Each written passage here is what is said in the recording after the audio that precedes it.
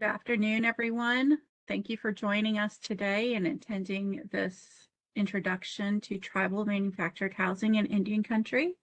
We are excited that you've joined us and have taken some time out of your schedule to learn about tribal manufactured housing in Indian Country. This is the final webinar for HUD's Manufactured Homes webinar series. For more information or to view the previous webinars or materials, please see the HUD Exchange website. Before we get started, I've got some housekeeping to do. One, for today's webinar, you will be muted and your cameras will be turned off. There's a chat feature in the bottom right corner of your screen. Please use that feature to enable any chat with guests for technical assistance questions. Our host, Erica, will keep track of those questions and will assist you with any technical difficulties you may have. Also, there's another feature for our Q&A segment. If you click on the three dots in the very right-hand corner of your screen, it will pop up the Q&A, and you'll be able to post your question or write in your questions so our presenters can address those at the end of this presentation. Next, this webinar will be recorded and made available to you and the public via the HUD Exchange website. The video transcription plus the Q&A will also be available after the webinar. I would like to introduce myself to you. My name is Alicia Nevacoya. I am coming to you today from Tulsa, Oklahoma, on the Muskogee Creek Nation Reservation. I am a member of the Choctaw Nation of Oklahoma and Comanche by marriage. I am a tribal subject matter expert working with Capital Access to facilitate this webinar. Capital Access is one of HUD's technical assistance providers, and I'm again very excited to share with you this new opportunity for Indian Country that I believe will provide safe and secure housing for American Indian families and others who need it both on and off the reservation. Our other special presenters today are Jad Atala from the HUD Office of Native American Programs. Jad currently serves as Director of Performance and Planning and has some great news to share with us today about tribal manufactured homes in our communities. We also have Liz Boyd with the Red Cliff Chippewa Housing Commission and Patrick Goggles, the Executive Director of the Northern Arapaho Housing Development Services. So we'll briefly go over today's agenda. We'll discuss manufactured housing as an option for affordable housing on the reservation, funding sources that are available to tribal communities for manufactured housing.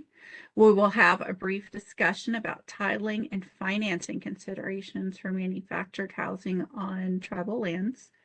We'll hear directly from our panelists about how manufactured housing is working in their communities.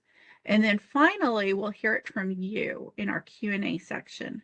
Please remember to drop any questions that you may have for Jad or our panelists into the chat box. And so with that, Halito from Oklahoma, Jad, welcome. Hello, everybody. It's nice to be with you all today. Thank you, Alicia.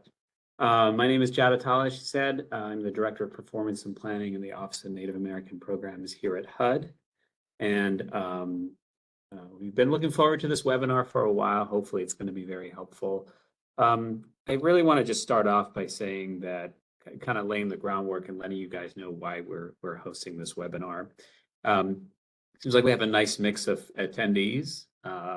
Some of you all are our typical tribal grantees who are familiar with our various tribal grant programs. So some of you may be coming from states, local governments, nonprofit world, CDFIs, and so forth. So we have a nice mix.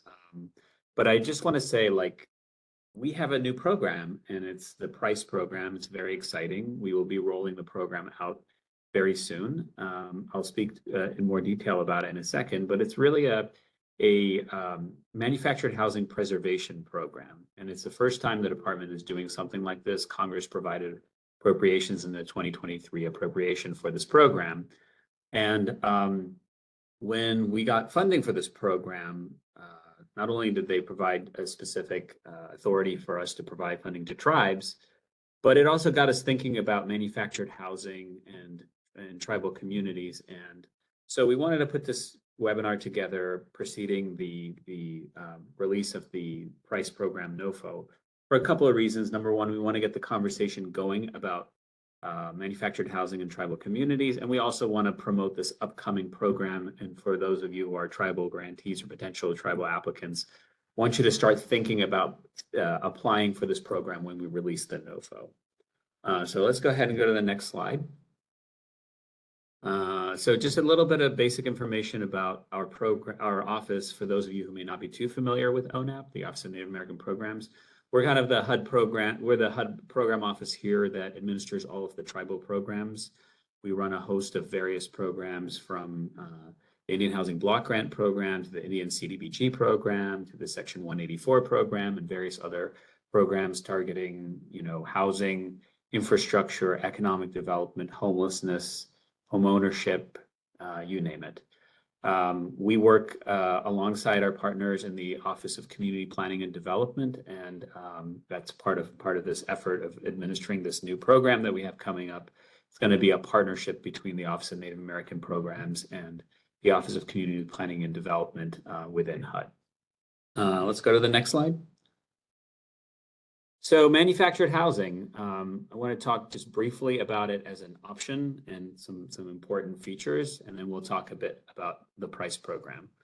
So as you all probably know, there are many pros and cons to manufactured housing, but it's certainly one of the various options as housing practitioners that you all may have that's available to you. And there are some upsides. Obviously, probably the primary upside of a manufactured housing is the affordability. There's a lot of data out there that shows that manufactured housing is one way communities can try to address the affordability crisis. Manufactured homes, not always, but in some communities, in many communities, can be cheaper than site-built homes.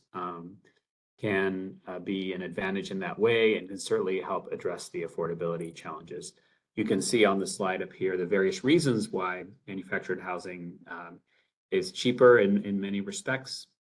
But I think it's also important to remember that manufactured housing doesn't necessarily work for every single tribe and tribal community. We really want to push these resources out there and give you all an option if manufactured housing does work for your community, and give you all an option to apply for grant funding. But we do recognize it doesn't always work, particularly for certain tribal communities in certain climates where it may not be conducive for manufactured housing. Okay, let's go to the next slide. I was thinking about manufactured housing, and I was kind of looking around to find some interesting statistics to get a sense of the manufactured housing around the United States. And just a few statistics. There's 22% of households in tribal areas either have severely inadequate housing and are in overcrowded housing. And manufactured housing, as I said, is a possible solution to that. 22 million Americans currently live in manufactured housing, and something like 6 or 7% of the current housing stock in the United States is manufactured housing. So it's not an insignificant amount of the total housing that we have in the country. In rural areas, that number is about 15%. So about 15% of rural areas in the United States, that the housing stock in rural areas is manufactured housing. And you can see that in tribal areas, it's something like 17% of all households live in some kind of manufactured housing. At the same time, when you look at new loans that are being made, something like close to half of all of the loans made to American Indian, Alaska Native families in the United States are secured by manufactured homes. So a good chunk of the future, the new housing and the future housing that's being acquired and constructed right now is manufactured housing. There's probably a good chance that we'll see more and more manufactured housing making up a bigger and bigger portion of the housing stock in rural America and in tribal areas. So let's go to the next slide, please.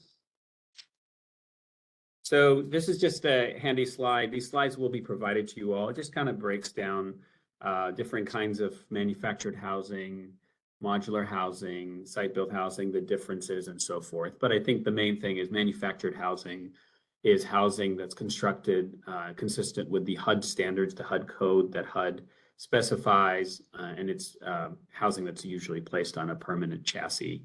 Modular homes are built to local codes, and all of these options are good options, but you just have to kind of assess the situation and see what works best for your community. Okay, let's go to the next slide. I want to talk, this is kind of the focus of my portion of the presentation, because I do want you all to very much focus on the tribal speakers that we have, and Alicia, who's going to talk about financing options, and our tribal speakers who are going to actually talk about real projects that they have carried out, manufactured housing projects that they've carried out in their communities. But I want to focus most of my time on the different funding sources that HUD and other agencies have to facilitate the construction and preservation of manufactured housing. So here is the message for this webinar that we want to get out there, and I want to make a point that we're going to do more webinars after the NOFO is published to give people additional information about this competition. So it's a new program. It's called the Preservation and Reinvestment Initiative for Community Enhancement, the PRICE program. It was enacted as part of the 2023 appropriation. It's about $225 million appropriated. David Price was the chairman of the House Appropriations Committee, the Transportation and HUD Appropriations Committee. So this was a program named after him as he was retiring. And it very much is focused on preserving existing manufactured homes and manufactured home communities. So like I said, $225 million. There's a wide universe of potential eligible applicants under this program, under the appropriations language. So it's states, local governments, and Indian tribes, nonprofits, cooperatives, CDFIs, and other entities that HUD can specify. So just as a general matter, it isn't a ton of money, but it is $225 million. There is a broad universe of eligible applicants. So once we release the NOFO, you all will see who's eligible and how you apply. And something that's very important to mention is that the appropriation does authorize HUD to do a tribal set aside. So once the notice of funding opportunity is published, you all will see how much HUD is setting aside for tribal grants to ensure that tribes and tribal communities at least get some of this funding. Important to note the eligible activities. The eligible activities are, you see them up on the board. It's a lot of infrastructure planning, preservation, rehab, utilities, land acquisition, all focused on preserving and maintaining manufactured housing communities. So think of it as a very broad universe of not just applicants, but eligible activities, and all of it is designed to try to preserve for the long term the actual housing, and also the affordability and the stability of the housing for many of the residents who live in this housing, because many of them often experience a lot of housing instability. You'll see in a lot of manufactured communities, a lot of people don't actually own the manufactured homes. They don't own the land under which the manufactured home sits. So they'll pay lot rent and they'll own the manufactured home, but a lot of the challenges that people in manufactured housing communities face is housing instability because of that. And this program is very much designed to sort of help stabilize that. We can go to the next slide. There's something very important here, which is that the law specifies that this funding is subject to Title I of the Housing and Community Development Act of 1974. Why is that relevant? That is relevant because it means that this funding is very much CDBG/ICDBG funding. So if you are a tribe, you need to think about your experience under ICDBG, and you need to think about this program from the ICDBG lens. Congress did give us waiver authority and alternative requirements authority, so we're going to be tweaking, we're going to be issuing waivers to tweak program requirements to make this program a little easier and more workable to address manufactured housing. But I think it would be a good idea for you all that are interested in applying to think about the tribal piece of this as ICDBG funding, ICDBG grants with certain tweaks geared towards carrying out manufactured housing projects. So if you think of that, I think that will help you kind of get a very good sense of what this funding is going to be like and what the requirements going to be like. We're going to make some tweaks to it, and that's all going to be specified in the NOFO. But just as a general matter, this is basically ICDBG money for manufactured housing.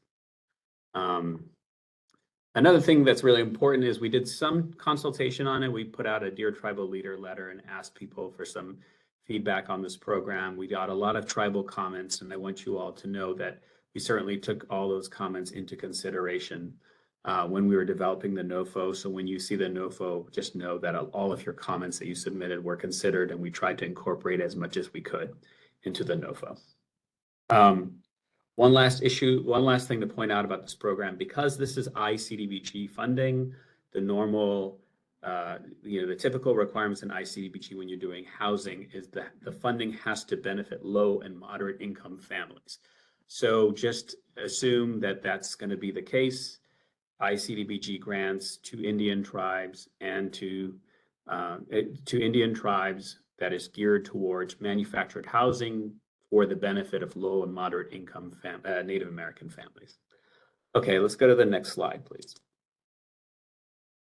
So these are just some questions that you all should consider if you're thinking about doing manufactured housing and applying for a price grant once the NOFO is published. You need to think about the current inventory of manufactured housing that you have, how it's owned, the financing. We'll get to it. Alicia will touch on this later on. But certainly financing of manufactured housing is quirky. Some manufactured housing is titled as real property. Some of it is titled as chattel. Interest rates vary, risk vary, different local requirements apply. And so you have to think about all these things. And obviously when it comes to tribal lands, you also you have to think about the land and leasing the land and getting BIA approval in order to ensure that the homes can be sited on a particular piece of trust land. Let's go to the next slide, please. So that's price. I just want to briefly touch on the existing program separate from price. We do have existing HUD programs where we fund tribes via block grants, both the Indian Housing Block Grant Program and the Indian CDBG program. First one's a formula program where we provide annual block grants to all tribes. The second one is a competitive program where tribes apply and compete for funding annually. All of these programs currently can be used to preserve, construct, acquire, rehab, provide utilities, do site acquisition, all the kinds of typical things you will likely see under the PRICE program. Many of these activities can be done under our existing programs as well, the Indian Housing Block Grant and the Indian CDBG program. So as you're thinking about developing manufactured housing and preserving it in your communities, also look to the existing annual programs that are certainly a resource. Let's go to the next slide, please. And then for iCDBG, an interesting kind of twist, and this is certainly the case for the broader CDBG program. Not only can the funds be used for housing rehabilitation, housing acquisition of the homes in some situations, but it also can be used as an economic development activity where you can use your iCDBG funds to provide funding for businesses that will actually manufacture manufactured homes, create low, moderate income jobs, and that kind of thing. So I very much encourage you all to think about these resources. Certainly start thinking about price. When the NOFO comes out, ONAP will do and CPD will do a big push to try to get the word out. We'll encourage tribes to apply, and we will also do some additional training. And at that time, we will have a bit more freedom to talk about the contents of the NOFO, since the NOFO will be out. Right now, I'm a little limited in how much I can talk about what's in the NOFO, since it's still under development. But I thank you all. I'm going to turn it over to Alicia. Hopefully this was helpful, and I'm happy to answer questions at the end. Oh, maybe I missed my last slide. Those are some additional resources. They're important resources for funding manufactured housing in tribal communities. I'm happy to answer questions at the end. So I'll go ahead and turn it over to Alicia. Thank you so much. Jad, that is wonderful news. Thank you so much for sharing that with us and with our community today. I know there will be extra questions for you at the end, so we look forward to hearing more from you. So as we move into some of the title and financing considerations for manufactured housing, there are some considerations for tribes to be concerned with, or, concerned within the tribal model, that is. There's a lot of work to be done, a lot of infrastructure work to be done. But stable housing is essential for improving and strengthening families and tribes, as well as cultivating asset building, including building pecuniary wealth on the reservation. Yet, for too many households, securing an affordable rental home or purchasing homes is just an unmet goal. But due to their lower building costs, year-round construction, and relatively low price points, manufactured housing is a good strategy for growing the number of affordable rental properties and increasing home ownership among low and moderate income tribal households. So tribes that are seeking to expand the use of manufacturing housing for renters, potential home buyers, and others will need to address many planning issues on the reservation first to effectuate a smooth transition into manufactured home communities.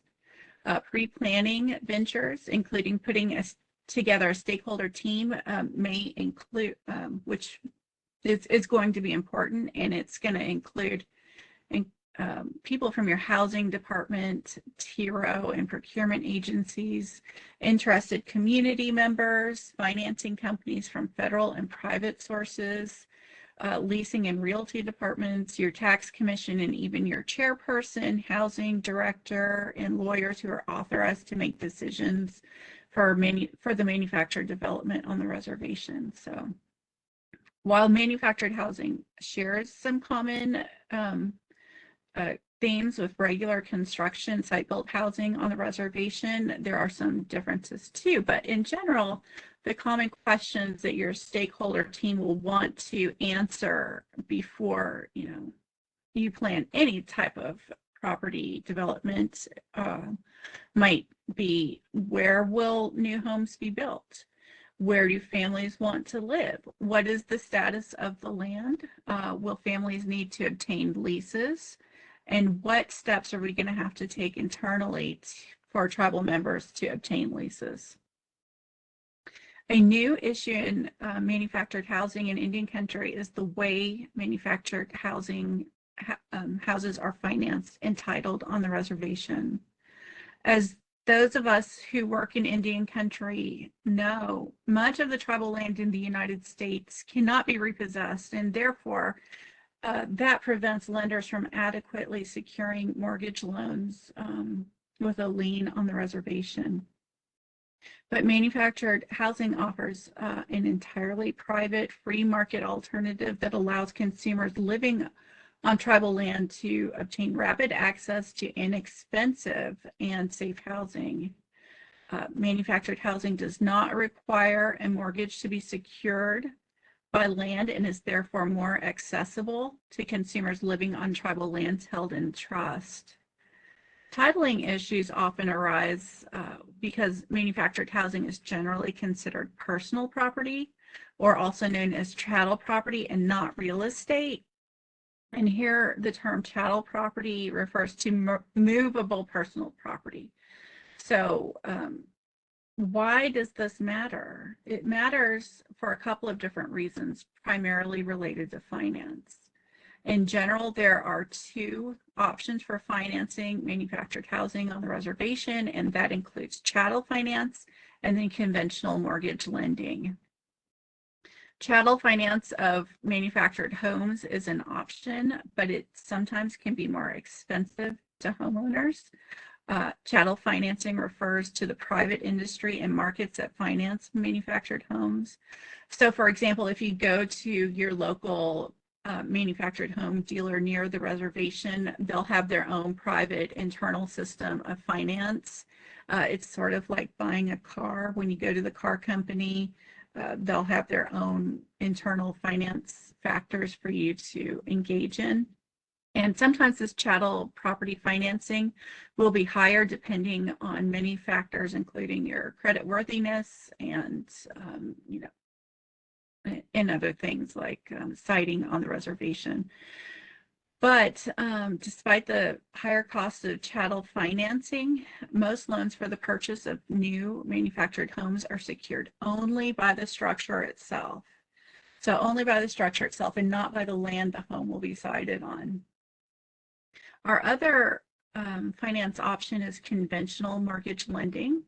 If a manufactured home on the reservation is titled as real estate and not chattel property, your finance options then open up and get larger and can include conventional sources of mortgage lending like Fannie Mae, Freddie Mac, HUD 184, VA, FHA, and others.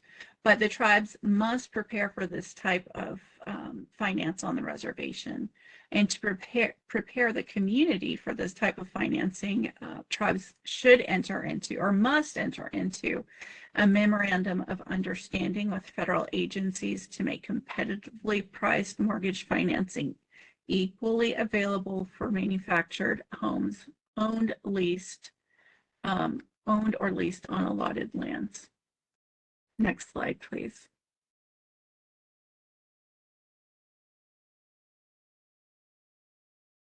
A number of mortgage products are designed for rural and native home buyers, including Rural Development 502 loan, the HUD 184 loan, the VA Native American Direct loan, and other products like Fannie Mae, Freddie Mac, and FHA, Title I and Title II. For tribal members to access some of these programs, the tribal government again may need to enter into specific agreements with the relevant federal agencies. And I wanted to share some statistics with you about conventional loan products that I have found for loans on the reservation. Between 1995 and 2015, Fannie Mae, through the Native American Conventional Lending Initiative, purchased loans covering 11,804 single-family homes on tribal lands, including properties on trust, allotted land, and fee simple lands. This totaled nearly $1.1 billion.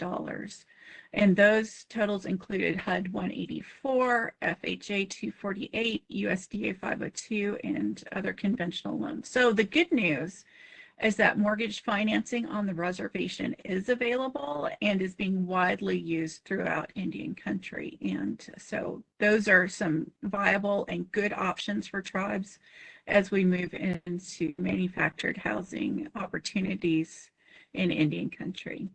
And so with that, I just want to thank you for listening to my comments. Now we'll move on to the section where we will hear directly from our tribal grantees who have been living with, managing, and regulating manufactured housing on their own reservations. Today, we are pleased to have with us Patrick Goggles and Liz Boyd, but first we'll hear from Patrick. Patrick, are you there?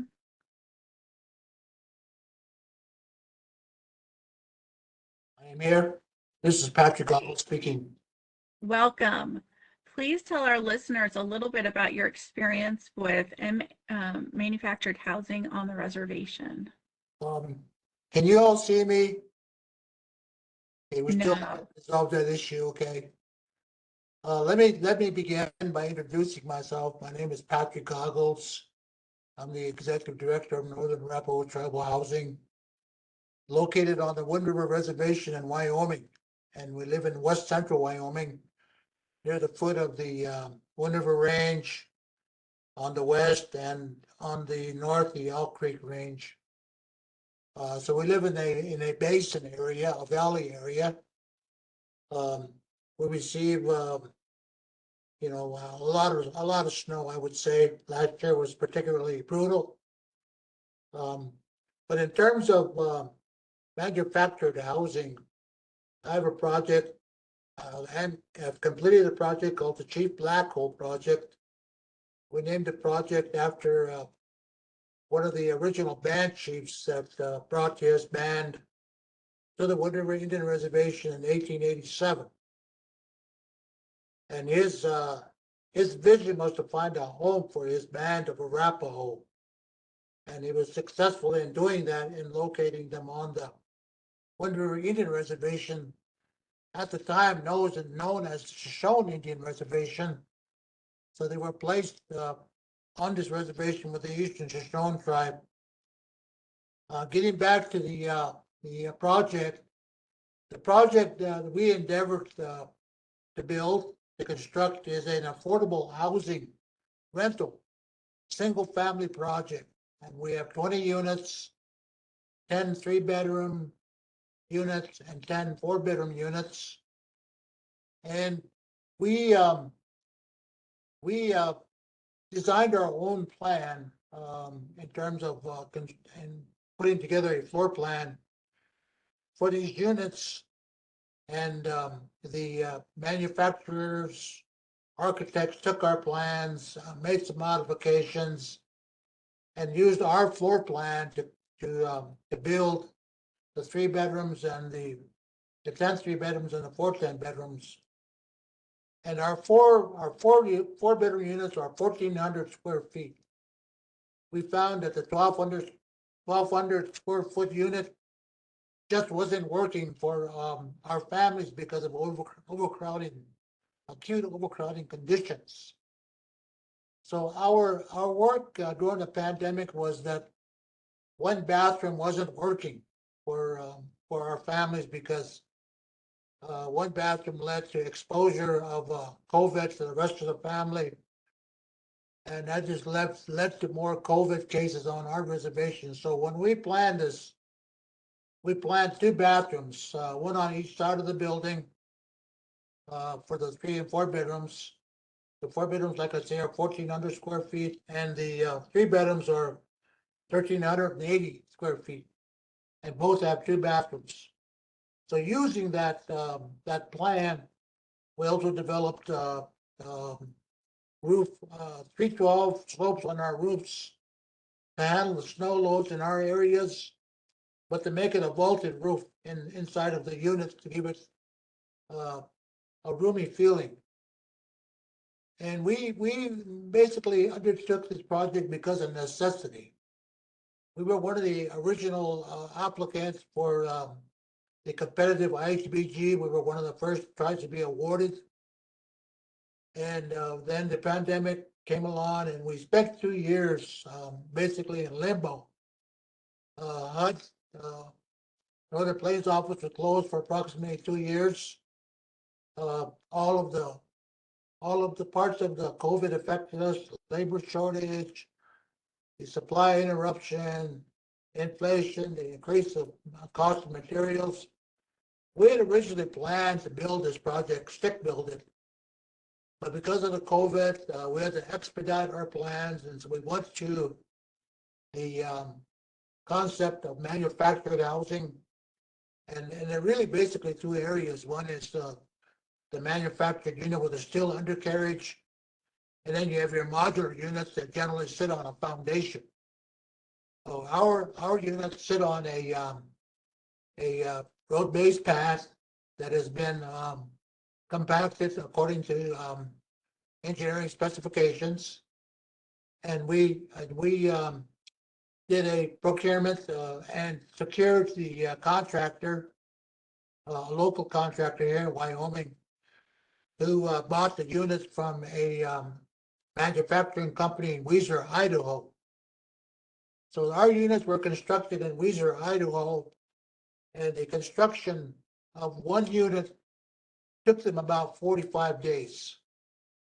Whereas a stick-built unit with our capacity took us about 150 days to build a house. So you can see 45 days versus 150 days, and the timeline in our estimation was a lot shorter. It would have taken us 3 years to stick build those 20 units. And just so you can get an idea, the first planning, things that we did was land.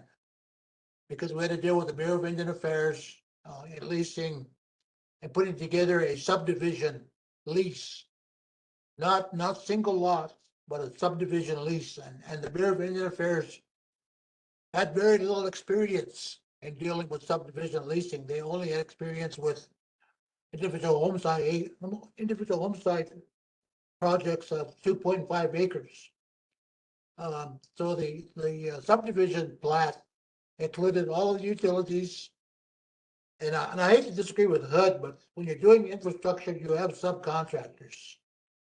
You have a utility subcontractor for natural gas, which we used, electrical subcontractor, which we used, the local cooperative here in Wyoming. And then we also used the tribal internet service as a subcontractor. And we had a infrastructure contractor that hired subcontractors for the electrical service and the curb gutter and asphalting.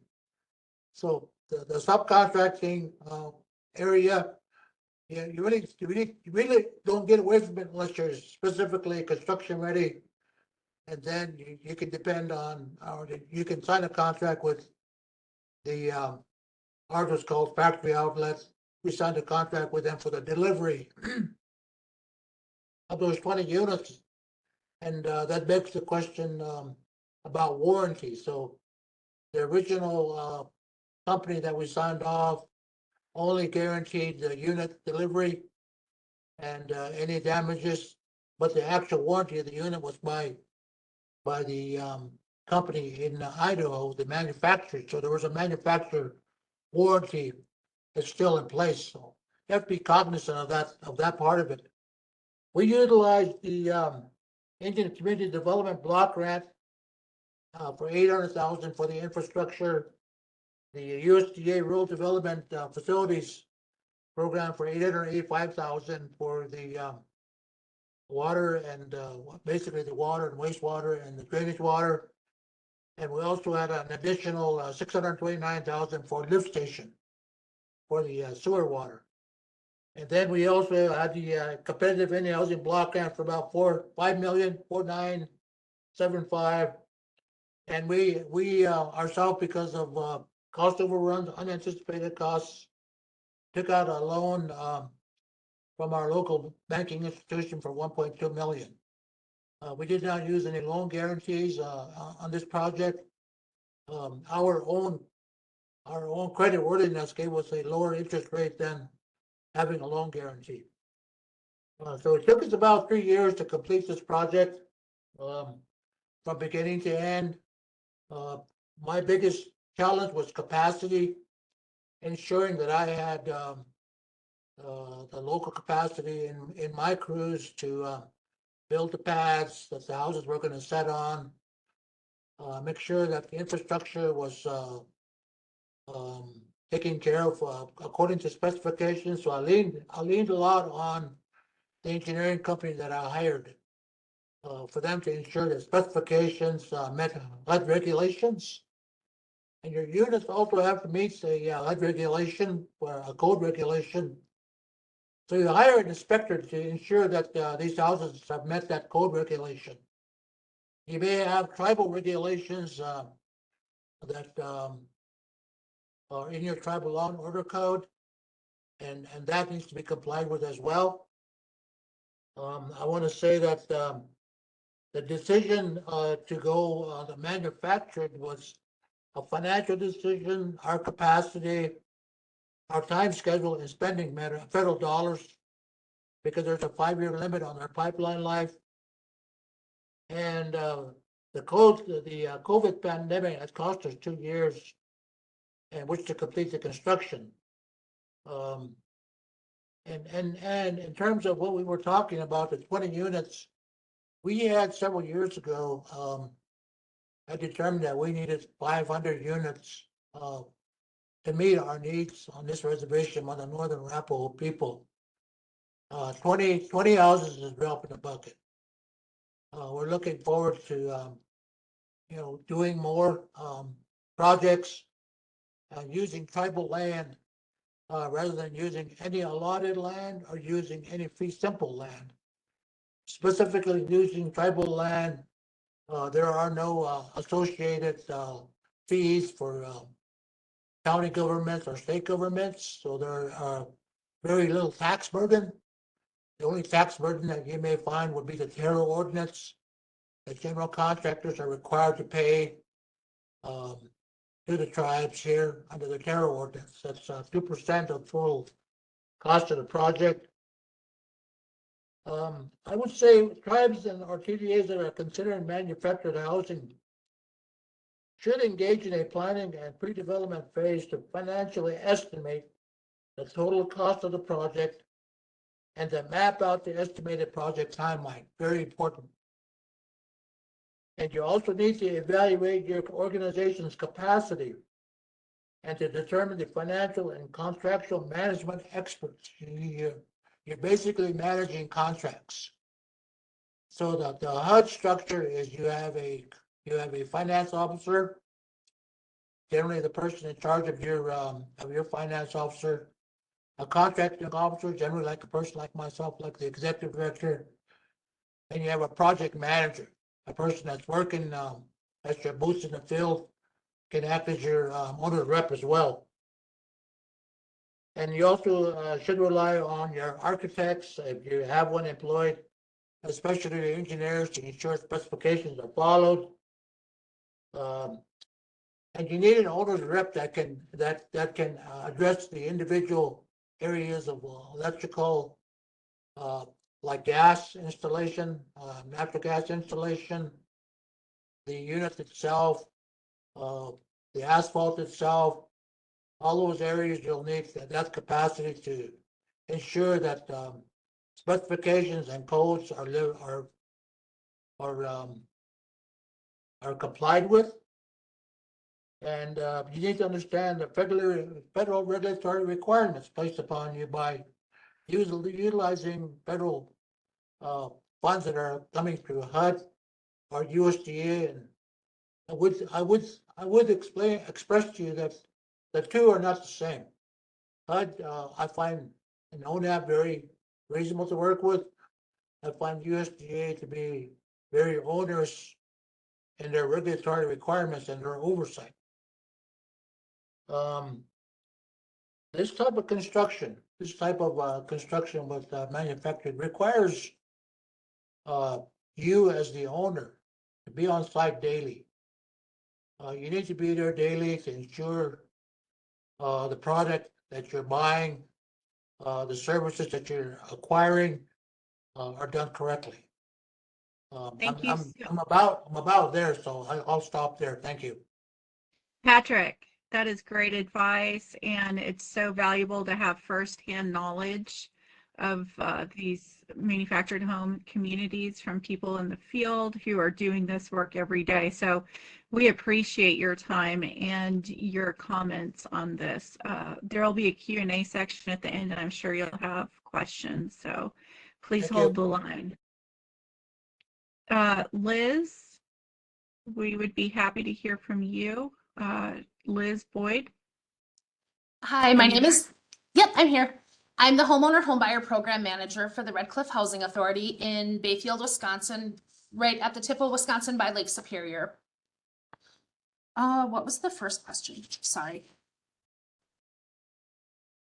Just tell us a little bit about your manufacturing housing projects, the type of project, how many units you have, what funding sources, and anything else that you think might be helpful for people to know.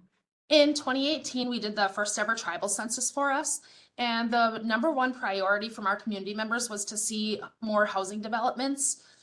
Based on the results of our survey, 27.3% of our homes are currently overcrowded. In fiscal year 2019, Red Cliff received $4.8 million in IHBG fund or grant. So we were able to start a manufactured housing project. We were able to get 10 home ownership homes, and the sizes range. There's 1 5-bedroom, 1 4-bedroom, 3 3-bedrooms and 5 2-bedroom homes. We are also able to get 12 rental homes in, and 6 of those were 2 bedrooms and 6 of them were 3 bedrooms. We decided to go with manufactured homes for the timeline. It was a lot faster than being able to get stick built in. With the grant funding we received, we also did all of the site prep, land clearing, water and sewer hookups. And for the homeowner units, they did not have to recoup that cost. So when we got the homes in, we sold them at cost. Some of the challenges were not a lot of manufactured dealerships deliver to our area. We sent out multiple RFPs. I think there was like 20 that got sent out to different manufactured dealerships, and only 3 responded that they would be able to deliver to our area. The first part of the project, or all of the rental homes and 3 of the home ownership homes, came from one manufactured dealership. And the other 7 homeowner homes, we had to go with a different dealership. They had better pricing and a shorter completion time. When you are getting ready to set up a program for manufactured housings on your reservation, things you need to consider are they going on lease sites? Is it going in an area that's already been cleared? What the construction timeline is like, if you're gonna need a general contractor. When it comes to leases, how long it's gonna take the BIA to be able to approve a lease. And all of our home ownership, we don't have any funding to do private loans through our housing authority. So the homeowner units had to be secured with a mortgage from a financial lender. And we only have 3 lenders that are willing to work on reservation because of the land not being able to be used as collateral. That's really interesting. So your options are sort of limited then? Yeah, we are there. A section 184 will work on the reservation. The USDA 502 loan will work, and the Wisconsin Native Loan Fund works with us on reservation. I saw that. That's a really interesting program. So, Liz, do you have any final comments? I don't think so. I know we're running a little short on time, so I will stop. That way people who have questions have a chance to ask. And I think there will be some questions for you. Thank you so much for sharing your experience in the manufactured housing community with us on the reservation. We really appreciate your viewpoints and your opinion. You're welcome. Thank you.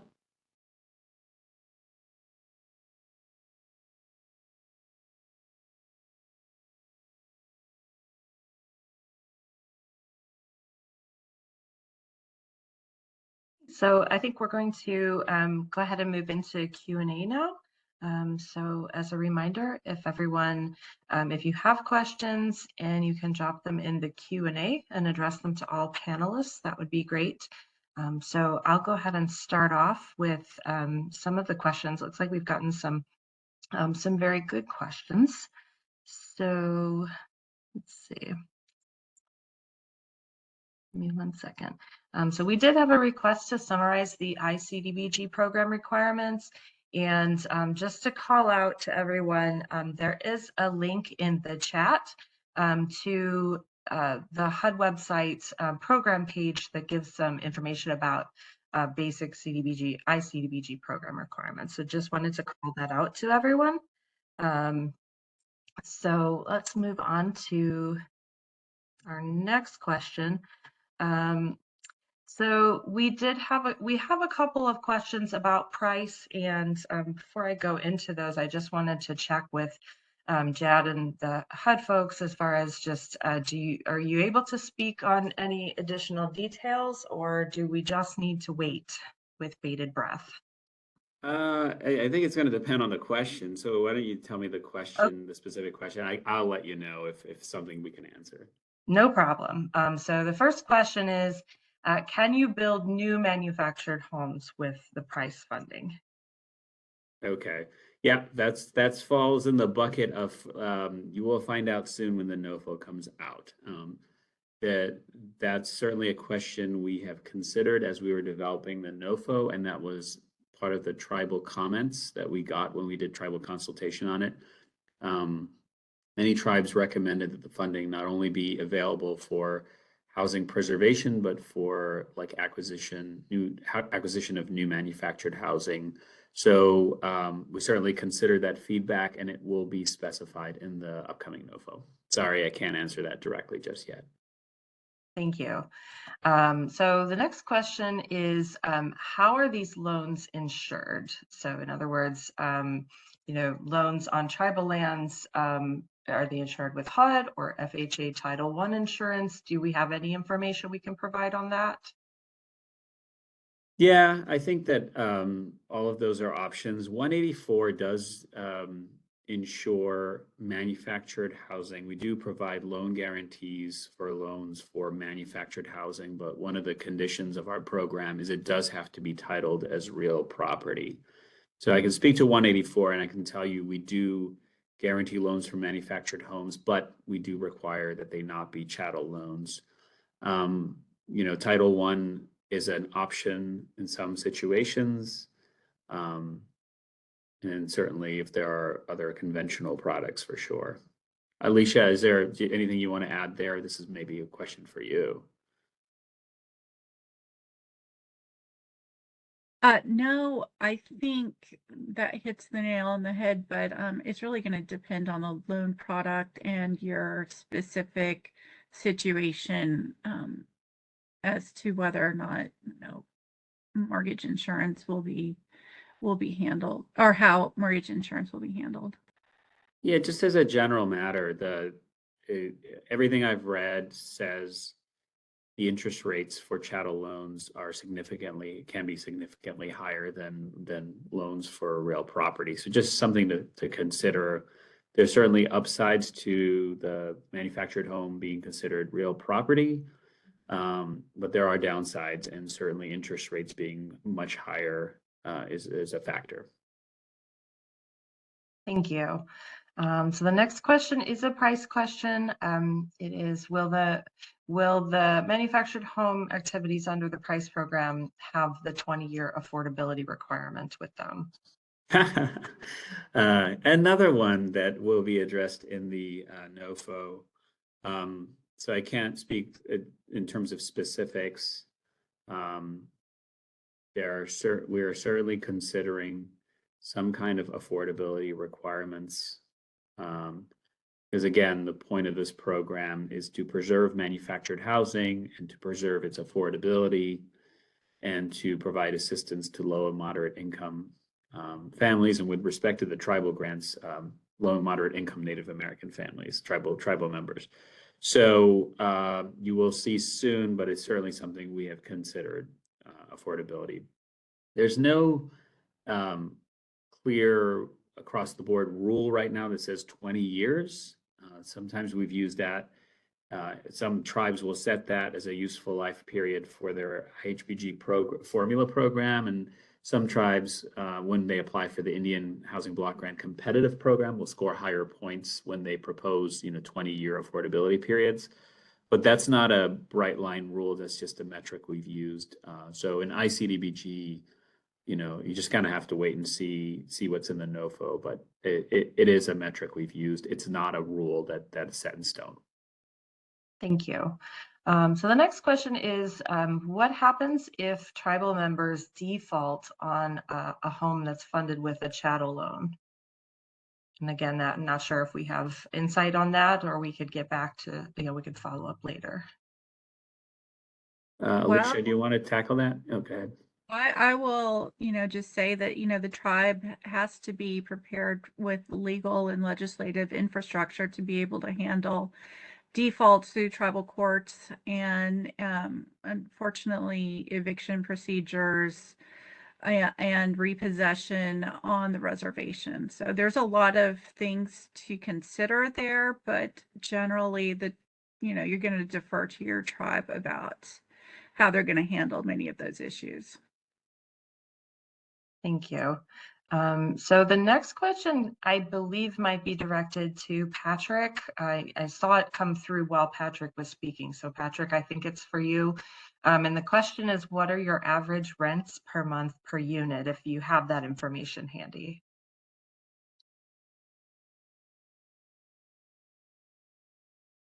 Okay, there I am. Currently, the rental maximum and minimums through our tribal housing policy, $100 a month on current inventory. The maximum is $475, depending on their income, using area median income that HUD issues. So seating, I mean, the minimum is $100 and maximum is $475. If we're having over income participant, then we use market rate. In this area of Fremont County, Wyoming, the market rate for a 3-bedroom is $1,200. So a very stark difference. Thank you. So I'm just scanning through. So another question about price. Can price be used for Hawaiian homelands manufactured housing assistance in all areas that the funding can be used for? Do we have an answer to that yet? So potentially, I think that the Department of Hawaiian Homelands was not expressly listed as a grantee in the legislation, but states are eligible, local governments are eligible, and the Department of Hawaiian Homelands is a state entity. So we'll look into that and confirm, but they wouldn't come in as a tribe. They could potentially come in as a state entity or a local government. Like I said, the universe of eligible applicants in the legislation is pretty broad. Thank you. So the next question we have is, what requirements or licenses are the contractors required to have in order to be able to set the manufactured homes on tribal land versus off tribal land? Are there any general guidelines for what kinds of licenses, certifications, qualifications that a contractor should have?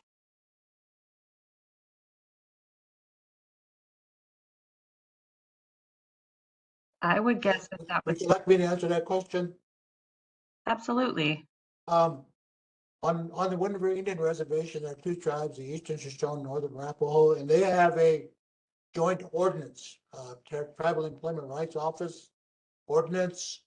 All contractors are required to register with the Taro office, provide them with a plan which they intend to hire tribal members, and also pay their Taro fee, which is 2% of the total cost of the project.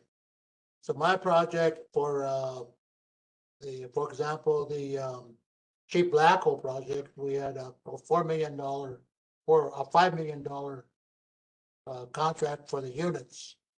So the company that got the bid had to register with Taro and pay 2% of the total cost of the project. Tribes do require licensing in this reservation. Whether it's I'm not sure they require, well, they don't require a licensing for electrical and plumbing or building permits. That's all handled through my office, and I ensure that they have the proper qualifications. That would be my answer to that. Thank you. Thank you. Yeah, I would just add that if we're talking about off tribal lands, then it might depend on the state or county requirements. So it might vary by state or county. Some states have no requirements at all for a contractor license, and others require contractors to be certified. So that could also vary depending on where the units are located. Can I say something quick? Of course. For our project, with the manufactured housing, our contractor had to have design builders insurance and bonds along with owner insurance for the company. Thank you. Yeah, so that could be a good guideline as to the kinds of things you might, the kinds of things you might want to be looking for. So our next question, looks like we're just actually at time. I don't know where that last few minutes slipped away. So I think we are going to have to go ahead and wrap up for now. But thank you all so much for attending. And I did want to just call out your attention to this link that is on this last slide here. It is a link to the entire series of manufactured housing. So there are some additional webinars with really good general information about manufactured housing, some ownership and governance and financing questions. So we encourage you to check that out as well. So Alicia and Jad, I'll turn it over to you to go ahead and wrap us up. Well, I just want to say thank you. We really appreciate it. And thank you to Capital Access and all the other speakers. And we look forward to putting out more information in the near future about the price program. And it's just very invaluable to hear from people like Patrick and Liz, who have, real project experience, and an expert like Alicia who understands kind of the legal framework here. So thank you all. Really appreciate everyone's participation. Yeah, I just want to echo Jad's sentiments and thank everyone for joining us today. This was very informative. Thank you.